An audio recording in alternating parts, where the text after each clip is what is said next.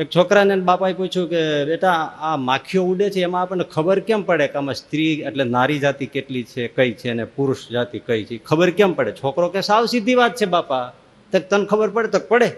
માખીઓમાં કેમ ખબર પડે? તો કે અરીસાની આજુબાજુ ઉડે છે ને એ પાંચેય માખીઓ નારી છે,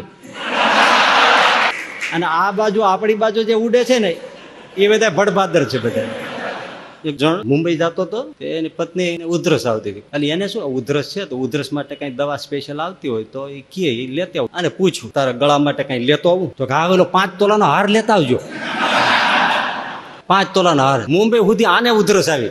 એટલે તમે જોઈજો, પુરુષો તમારે સ્ત્રી પુરુષ તમે પરિણ્યા હોય પછી તમારે કોઈ ફંક્શનમાં પાર્ટીમાં જવાનું હોય તો જણ છે ને 2-5 મિનિટમાં તૈયાર થઈ જાય.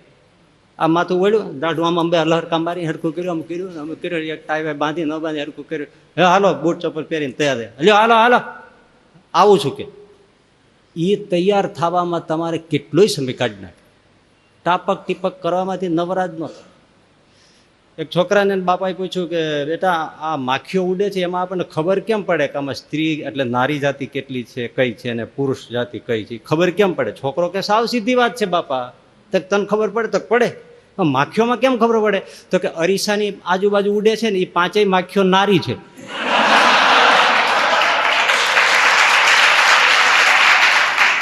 અને આ બાજુ આપણી બાજુ જે ઉડે છે ને એ બધા ભડભાદર છે બધા.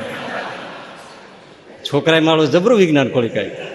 એટલે તમે જોઈજો ને, તમે પછી ફળિયામાંથી ગ્રાઉન્ડમાંથી રાડો નાખો, ભાઈ હાલો હવે હાલો તમે શું પણ, તો શું કે છે કે ભાઈ તમને 1000 વાર કીધું હું 1 મિનિટમાં આવું છું, 1000 વાર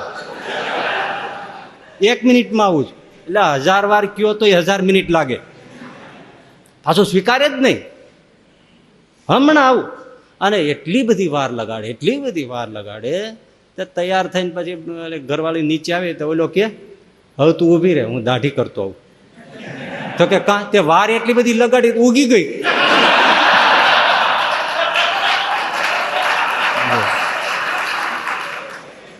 એટલી બધી વાર લગાડે.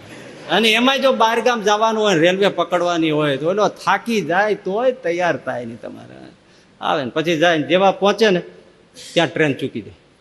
એટલે ઓલો પછી જણ હોય ને કે જો આ તે મોડું કર્યું, 2 મિનિટ માટે ટ્રેન ચૂકી ગયા. તે ઓલી કે આ તમે વહેલું કરાવ્યું ને તે હવે બીજી ટ્રેન માટે 1 કલાક બેસવું પડશે. એનો વાંક તો એ જોઈ જ ના શકે.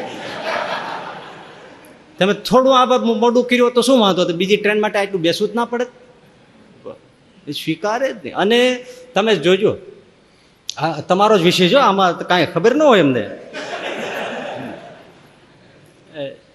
બહેનોના પ્રસાધનો સૌંદર્યના એ જે સાધનો હોય, પાવડર ને આ અંતે લિપસ્ટિક ફલાણું આ અંતે, એનો પાર નો ખડકલા ને ખડકલા હોય, સંતોષ જ ન થાય. તમે મુંબઈ જતો હતો એક જણ, એટલે પતિ, એની પત્નીને ઉધરસ આવતી હતી, ખાંસી ખાતી હતી. એટલે આને ભલમન સાહેબ ઘરવાળા છે સાચવવા જ પડે.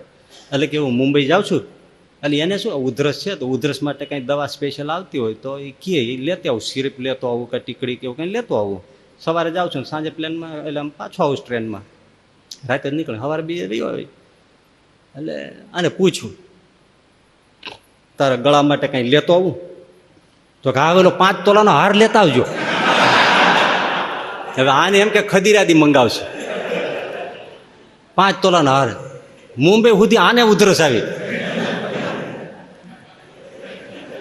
પૂરું જ ના થાય. આ તમે તામિલનાડુના પેલા ભૂતપૂર્વ મુખ્યમંત્રી જયલલિતા એના ત્યાં પેલું પકડાણું હતું, પછી 10,000 સાડી સેટ નીકળ્યા.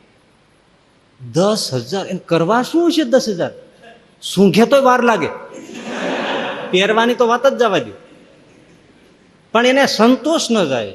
શણગારના જે છે ને, આપણે ઠાકોરજીની મૂર્તિ પધરાવો ને પછી વાઘાનો અને શણગારનો પાર જ ન આવે. ગમે એટલા ખાલી કરો તો ભરાઈ જાય. એ દેવ છે ને, એટલે પછી એવું બધું એને માટે જ ઝઘડા થાય ને. હવે વાત મૂકી દો. એક જણ આવીને એટલે સ્ટોર ઉપર આ બધા સાડી સિલેક્શન ને બધું ડ્રેસ વેચતા હોય ને, ત્યાં આવીને એક જણ આવીને કે આ ડ્રેસ, આ દુપટ્ટો, આ ફલાણું, હા લાવો નીચે ઉતારો, પેક કરો. હવે 5-5, 6-6 હજારના ડ્રેસ, એ 2-3 હતા એ લઈને બધા ભરાય દો, 20-25 હજારનો માલ થયો. કરો બોક્સમાં ફિટ, એટલે પેક કર્યું. તો કે હવે મૂકી દો. ના ના, એને નીચે મૂકી દો, નીચે સાવ કાઢતો જ નહીં. કેમ? આ તારે કાકી રોજ મારી યાર નીકળે ને ઘરમાં ઝઘડા થાય છે, ખબરદાર છે, અહીંયા લટકાવ્યું છો તે જોવે. એટલે હવે એક તમને બીજી વાત કરું, સમજો ને તો મજા આવે. મને અમુક જોક લાગતી હતી. કઈ કે આપણે ઘણી વાર વાત કઈ વાંચ્યું હોય કે કોઈ બોલ્યું હોય તેને પકડ્યું હોય ને એ પ્રમાણે વાત કરતા હોય, બાકી આપણને આ ખ્યાલ ન હોય. એટલે આપણે કહેતા હોય કે બહેનોનો એવો સ્વભાવ હોય, સાડી લેવા જાય, વસ્ત્ર લેવા જાય કાંઈ, તો પેલા દુકાનવાળાને પૂછે દુકાનવાળો કે બેનજી કેવી સાડી આપું? તો કે મારી પાડોશણ સળગી જાય ને હું પહેરું ને સળગી જાય ને એવી આપ. અથવા શું કે આખી સોસાયટીમાં ક્યાંય કોઈએ લીધી ન હોય અમારી એ મને આપ. હવે આ અમને જોક લાગતી હતી. વાત કરીએ છે, સાંભળીએ છે, એમ થાય કે આ તો ઓવર વાત કરતા છે. પણ ના ભાઈ ના, આ તો એ સબ હકીકત છે. એવું મેં 4-5 દિવસ પહેલા જ જાણ્યું.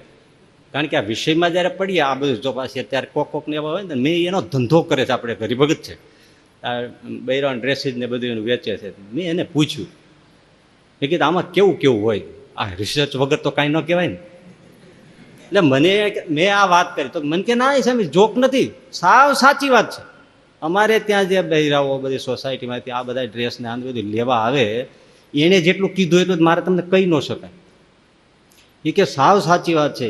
એકવાર બૈરા એને નજર પડી જાય કે આ લેવી છે, પતી ગયું, એના ધણીને જે થવું એ થાય. એ બેવડો વળી જાય કે જે કરે, જે કરવું કરે, લીધે પાર કરે. સાચું કયો, સાચું કે નહીં? જો આમાં જે પરિણેલા છે ને હા પાડે, એને હઠ કરી એટલે તમારે પછી પતી ગયું. એ તમારે ફરી ફરી ના આવે. જો તમે ના પાડ્યો હોય તો યાદ રાખે તે તમને ક્યાં દીધું હતું, ઓલું તમને ક્યાં લઈ દીધું. એટલે તમારે એ બધું દેવું જ પડે. અને એ કે લીધે જ પાર કરે સામે. અને બીજું લઈ જાય, પહેરે, અને પછી એની સોસાયટીમાં એ ડ્રેસ પહેરીને જો બીજું કોઈ નીકળે, પતી ગયું, પછી પહેરે જ નહીં. મેં કીધું હા હા આમ જ છે, અમારે આવા અનુભવ છે.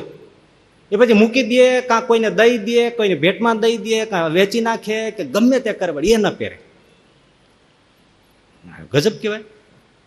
અને પૂરું તો થાય જ નહીં. કઈ જ રાખ્યું હોય, નવું આવે ને પહેલા મને ફોન કરજો, નવું આવે ને પહેલા મને ફોન કરજો.